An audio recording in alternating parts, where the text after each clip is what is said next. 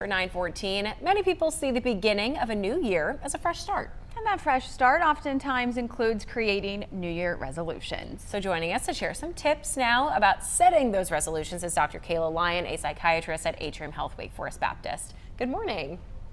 Good morning, guys. How are you? Great. Thank you for being with us. This is a hot topic this time of year. So talk about some things to consider when drafting or choosing our resolutions.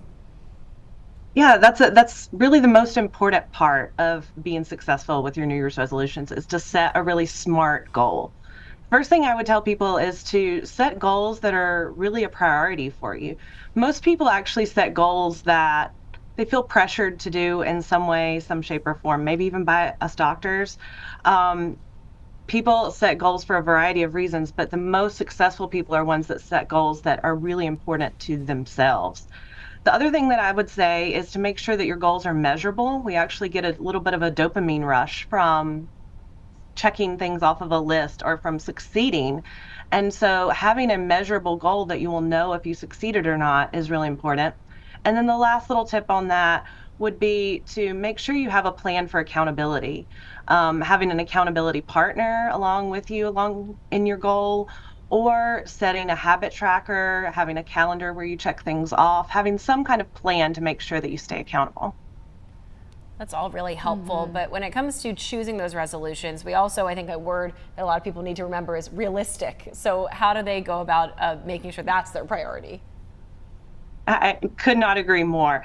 You know, lots of times we have these big, great ideas, and that's not a bad thing. I don't want to discourage people from setting really big goals for themselves. Sometimes that's important.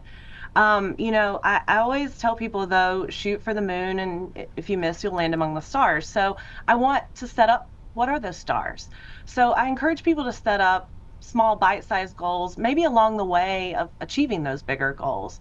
For example, if you want to be a person who exercises, let's say 3 days a week, which is really what we as physicians recommend to people, but you're currently not exercising at all.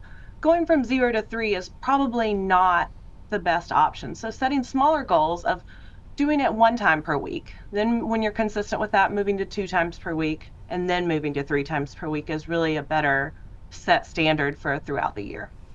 What about Dr. Lyon, once we have our list of goals, do you recommend implementing them one at a time or small steps like you just mentioned with working out? Would you kind of use that for every resolution? I mean, I think it depends on the resolution. Obviously, not every goal can be kind of split out into bite-sized goals. Maybe your goal is not that big, huge thing. Maybe it is something smaller. And so, I think that you have to just be realistic to yourself and think what is truly implementable to yourself. I think when the biggest thing that I would tell people is, though, expect obstacles, expect there to be hurdles, hiccups along the way. It's going to happen. You're going to mess up. And so what I recommend there is to set goals that actually plan for that. What I mean by that is, let's not set a goal that says, I'm going to go to the gym twice per week, every single week of the year. Because that first week that you don't go twice, well, that's off the list and you messed up and now it's not an option. What I would recommend is changing that just slightly to say, go on average 2 times per year throughout the year. That way, if you have an illness, you're traveling, you just lack some motivation and you fall off the wagon a little bit, you can still make up that time and still go on average 2 times per year, and you haven't failed just because you missed one. On average, I like that approach. And not feel guilty, you know, and go on like a guilt trip on yourself right at the start of a new year. Dr. Lyon, thank you for joining us. It was great speaking with you, and we'll post this entire segment on triadcw.com so other people can watch it back or share it. And speaking